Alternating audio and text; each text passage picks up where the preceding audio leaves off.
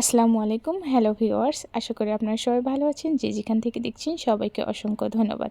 আর আমি চলে আসলাম আজকে আপনাদের মাঝে আরও একটি নতুন ব্লগ নিয়ে, যে কীভাবে সারা বছর সবজি সংরক্ষণ করে খাওয়া যায় বা রাখা যায় সেই বিষয় নিয়ে আজকে কথা বলবো। শুরুতেই দেখালাম আমি কিভাবে সিমের বিচি সংরক্ষণ করে রেখেছি। এর আগে আমি একটা ভিডিও আপলোড করেছিলাম, সেখানে অনেক আপু রিকোয়েস্ট করেছে, আপু এটা কি আসলে সত্যি এভাবে রাখা যায়? হ্যাঁ আপু, আসলেই সত্যি এভাবে সংরক্ষণ করে রাখা যায়, সারা বছর খাওয়া যায়, যত খুশি এভাবে সংরক্ষণ করে রাখতে পারেন। এখন সিজনালি সময় সব ধরনের সবজি পাওয়া যায়, সারা বছর আসলে এভাবে সবজি পাওয়া যায় না।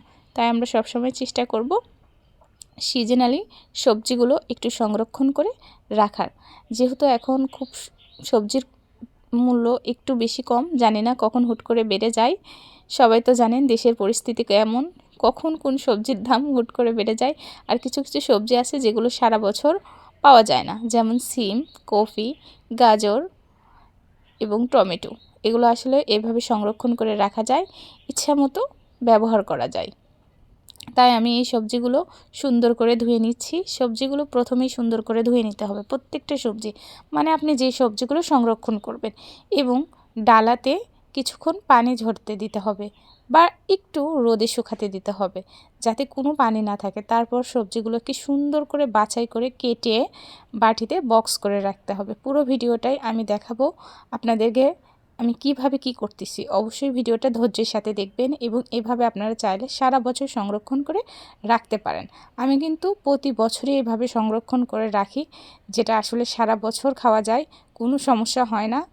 আসলে ওইভাবে কখনো ভিডিও দেওয়া হয়নি, খুব কম ভিডিও দিয়েছি, কারণ আমি আসলে আগে ওইভাবে পেজে কাজ করতাম না, তাই ওইভাবে ভিডিও দেওয়া হয়নি। অবশ্যই এটা সবাই জানেন, তাই দেখতে থাকুন আমি কিভাবে কি করি। আমি টমেটোগুলোকে সুন্দর করে ধুয়ে নিয়েছি, এবং কিছুক্ষণ দেখতেই পেলেন আমার সামনে যে ডালা আছে ওই ডালাতে আমি পানি ঝরতে দিয়েছিলাম, যাতে এর ভিতরে কোনো পানি না থাকে, তাহলে সবজিগুলো খুব ভালো থাকবে। এখানে তারপর আমি মূলা কাটতেছি, মানে একে একে সবগুলো সবজি যেগুলো আমি ফ্রিজিং করে রাখবো শুধু সেগুলোই সুন্দর করে ধুয়ে কেটে নিচ্ছি। পরপর আমি প্রত্যেকটা সবজি এভাবেই ঠিক এইভাবে পানি ঝরিয়ে নিয়েছি। আপনারাও তাই করবেন, দেখবেন সবজিগুলো খুব ভালো থাকবে, একেবারে ফ্রেশ থাকবে। এর মাঝেও একটা কথা আছে, সবজিগুলো আমরা শুধু যখন রান্না করব তখনই বের করব, না হলে নষ্ট হয়ে যাবে। ঠিক এভাবেই আপনারাও করবেন, কোনো সমস্যা হবে না, এবং সারা বছর ব্যবহার করতে পারবেন, খেতে পারবেন, কোনো সমস্যা নেই। আমিও করি। বিষয়টা আপনাদের অনেকের মাঝে হাস্যকর মনে হবে, মোটেই হাস্যকর না। সবজির এত দাম কেন? মাঝে মাঝে মনে হয় সবজি কেনাই যায় না। এবছর আল্লাহ সবাইকে মানে একটু কেন জানি না সবজির দামটা একটু কমিয়ে দিয়েছে, সবাই মানে বাজারে একটু স্বস্তি খুঁজে পেয়েছে। তারপরেও কিছু কিছু সবজি আছে যেগুলো আমরা সারা বছর পাই না, আমি সেই জন্যই আসলে সংরক্ষণ করে রেখেছি। আসলে যত দামই চড়া হোক না কেন, আমাদেরকে তো বাজার করে খেতেই হবে, তাই না? অনেকেই হয়তো এরকম কথা বলতে পারেন, আসলে সেটা কোনো কথা না। মানে আমার উদ্দেশ্য হচ্ছে যে আমরা সারা বছর কিছু কিছু সবজি পাই না, যেগুলোতে যদি থাকে হাতের কাছে সংরক্ষণ করে রাখা যায়, তাহলে তরকারির স্বাদটা একটু ভিন্ন রকম আসবে। শুধুমাত্র সেই উদ্দেশ্যেই আমার হচ্ছে এগুলো সংরক্ষণ করে রাখা।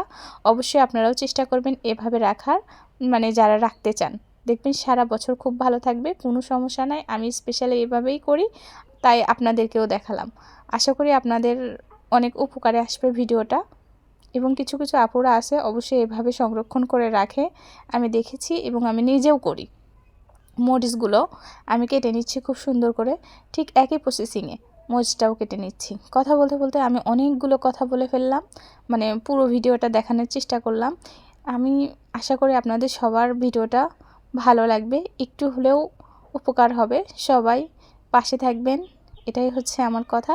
এবং দেখতে পাচ্ছেন আমি সবগুলো সবজি কিভাবে কেটে নিয়েছি। এর মাঝে আপনাদের লাগবে কিছু বাটি, আমি ছোট বড় কোনো বাটি আর রাখিনি, সবগুলো সুন্দর করে ধুয়ে একটু রোদে দিয়েছিলাম শুকাতে। তারপর আমি এই বাটিগুলোতে সবগুলো সংরক্ষণ করে রাখবো এক এক করে। দেখতেই পাচ্ছেন কিভাবে আমি সংরক্ষণ করছি। এভাবে আপনি রেখে দেবেন, কোনো সমস্যা নেই, ইনশাল্লাহ সারা বছর একটু একটু করে খাইতে পারবেন, মানে সারা বছর এই স্বাদগুলো উপভোগ করতে পারবেন। অসময়ে এই সবজিগুলো খেলে খুব ভালো লাগবে, এবং তরকারির স্বাদটাও একটু ভিন্ন রকম আসবে, সেই উদ্দেশ্যে আমি এটা করছি। দেখতেই পাচ্ছেন কিভাবে সংরক্ষণ করছি।